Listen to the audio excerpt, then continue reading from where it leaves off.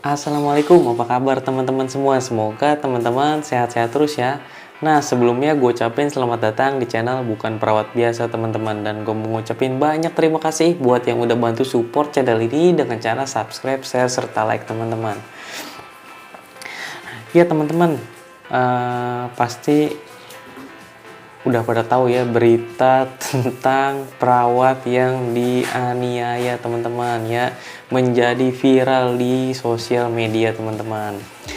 Jadi yang gue baca sih ya, yang gue cari informasi, katanya si perawat itu mau up selang infus ya, cabut selang infus. Gue juga nggak ngerti kenapa.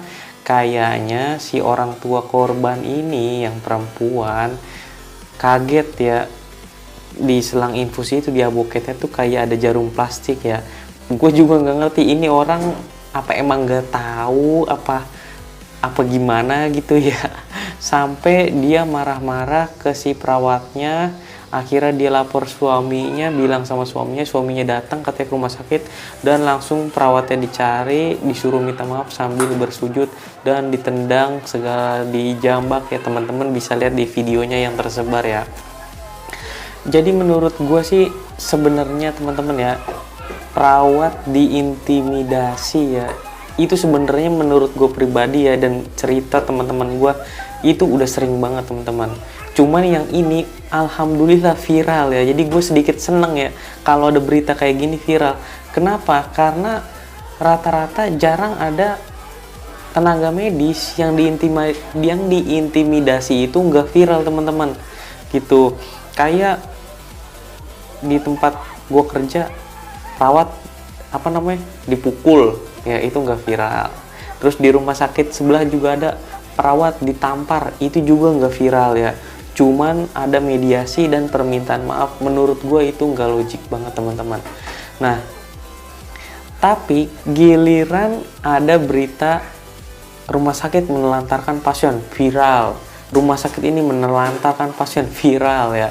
Tapi ketika ada petugas kesehatan, apalagi sampai ya, intinya sering banget sih teman-teman ya yang namanya intimidasi itu ya, apalagi kalau di ruang UGD ya kan, di ruang UGD pasti nih anak-anak UGD pasti pada paham betul ya, pasien maunya di nomor satu kan, padahal di IGD udah ada SOP ya, namanya ya triase lah teman-teman, harusnya udah tahu ya tentang pembagian atau enggak pemilihan pasien dengan skala kegawat daruratannya gitu. Nah, yang gua sayangin di sini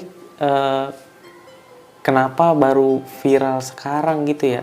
Kalau nggak salah itu kejadiannya hari Kamis ya, dan viralnya itu hari Jumat teman-teman ya. Kayaknya mungkin karena itu masuk ke akun Lambe Tura teman-teman ya, ke akun Lambe Tura, terus baru tuh bener-bener viral. Dimana temen gue ya di WhatsApp itu ya, pandangan gue sebagai perawat ya, temen gue itu di WhatsApp tuh pada pakai pita hitam semua ininya, WA story-nya. Kata gue, waduh ini hebat nih kalau nakes kompak kayak gini gitu. Nah, terus juga dengan adanya kejadian ini ya, gue harap jangan ada masyarakat gitu ya yang mengintimidasi nakes-nakes lagi ya, apalagi kalau nakesnya perempuan ya. Teman-teman kan pasti udah pada nonton tuh videonya ya, ditendang sampai memar perutnya, kalau nggak salah dijambak ya, yang dijambak mah udah jelas banget itu kelihatan. Terusnya juga buat orang yang ngerasa punya uang gitu ya, ya uang itu nggak menyelesaikan segalanya ya, apalagi kalau si orang tersebut sampai maki-maki petugas kesehatannya, itu nggak menyelesaikan masalah gitu. Apalagi sampai dimaki-maki ya, gue sendiri ngalamin pernah lah ngalamin ya yang kayak gitu ya, ngomong ini anggota dewan, kalau ini lapor, kalau ini nanti dilaporin panggil wartawan segala macam. Sebenarnya yang di rumah sakit itu bukan karena seperti itu teman-teman yang terjadi komplain tuh ya, buat masyarakat awam yang nonton ya. Biasa di rumah sakit itu karena keterbatasan tenaga dan fasilitas gitu, bukan salah tenaga kesehatan ya. Tenaga kesehatan emang nggak bakal, insya Allah nggak akan salah, karena mereka kerja pasti udah punya standar kompetensi STR ya, gitu ya, udah ada izinnya dan bener-bener emang udah yang ahli ya, udah lulus sekolah profesi atau enggak diploma 3 gitu ya.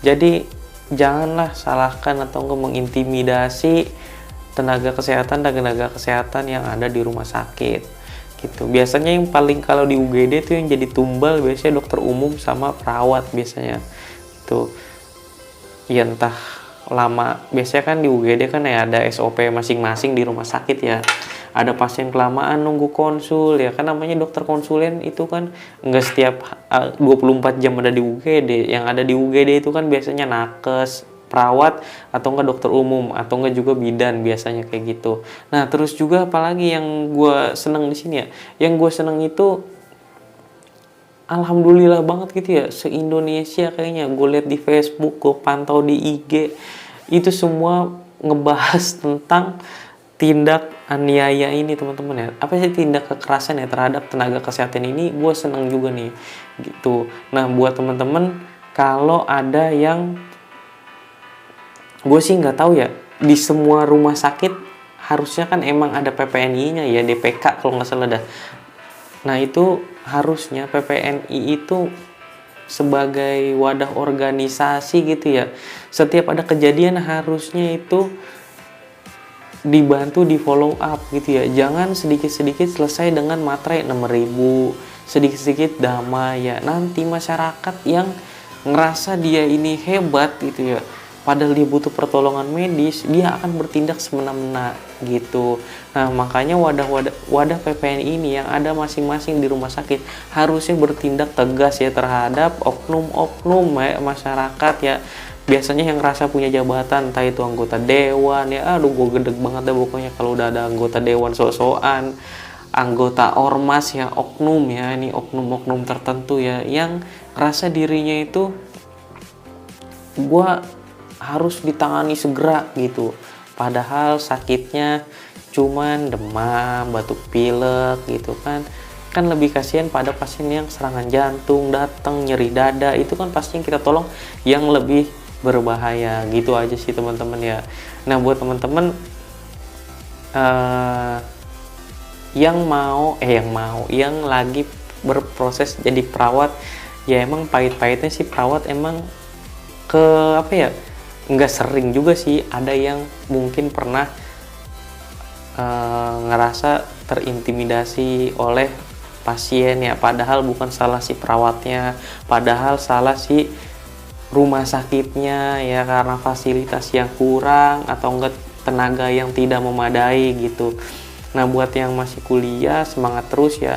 Rumah sakit itu enggak semuanya tentang hal yang negatif teman-teman ya.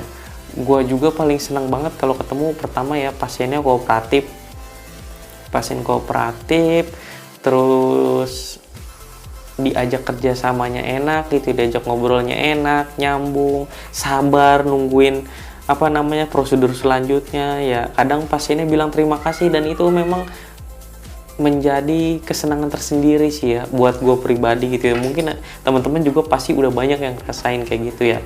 Nah terus apa lagi ya, oh iya nih masalah terkait pasien yang viral ini ya teman-teman ya. Ini kan ternyata yang di up itu infusnya anak bayi ya. Anak bayi itu memang bukan agak susah sih ya, nggak bisa kooperatif. Kenapa? Karena kan si anak bayi itu nggak ngerti ya. Anak itu kan sebenarnya kan kayak binatang teman-teman ya, belum punya pikiran ini itu ya, yang tahu dia cuma makan, tidur, BAB gitu ya. Yang penting KDM-nya terpenuhi, biasanya si anak jadi anteng. Nah kalau pada anak bayi kan memang apalagi yang habis dicabut infusnya entah sakit ya, kita plester. Terus pasti biasanya tangannya bergerak-gerak, plesternya pun biasanya jadi nggak merekat teman-teman. Itu juga menyebabkan berdarah. Dan gue sangat menyayangkan ya si ibu pasien ini sampai nantangin teman-teman bahkan dia nulis di sosial medianya dia gitu ya, gua tunggu nanti di persidangan segala macam dah ya. Anak saya darahnya sampai muncrat kalau nggak salah ya. Itu nggak mungkin ya teman-teman ya. Yang namanya pasang infus itu di vena, bukan di arteri.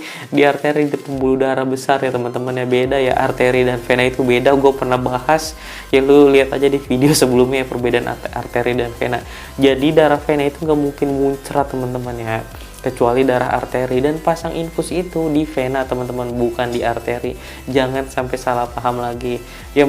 Semoga sih dengan adanya kejadian seperti ini ya tidak terulang lagi ya, perawat dianiaya, perawat diintimidasi. Dan gue mohon banget ya, kalau di sini ada pengurus PPNI yang nonton ya, kalau ada kejadian-kejadian seperti itu tolong ditindak tegas ya, jangan sedikit-sedikit damai, udah diklarifikasi. Dan yang punya video silahkan share ya gitu, share untuk kebaikan gitu ya. Intinya nanti kena undang-undang apa, UU ITE ya, tapi kan ini serba salah juga sih nih undang-undang ITE ini ya. Aduh, gue nggak mau ngebahas deh, nanti itu berkaitan dengan politik lagi ya.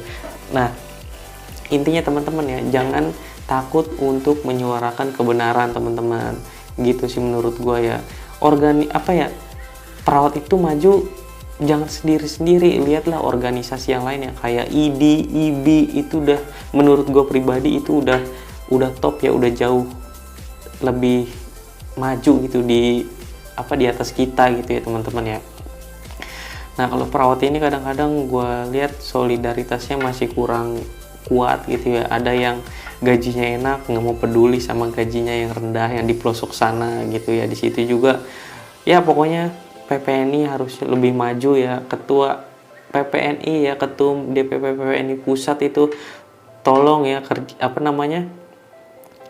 kinerjanya ya, sejahterakan anggota lah gitu. Buktikan gitu ya kalau PPNI ini organisasi yang bisa maju dan berkembang. Mungkin itu aja sih dari gua. Semangat terus teman sejawat. Kurang lebihnya mohon maaf. Wassalamualaikum warahmatullahi wabarakatuh.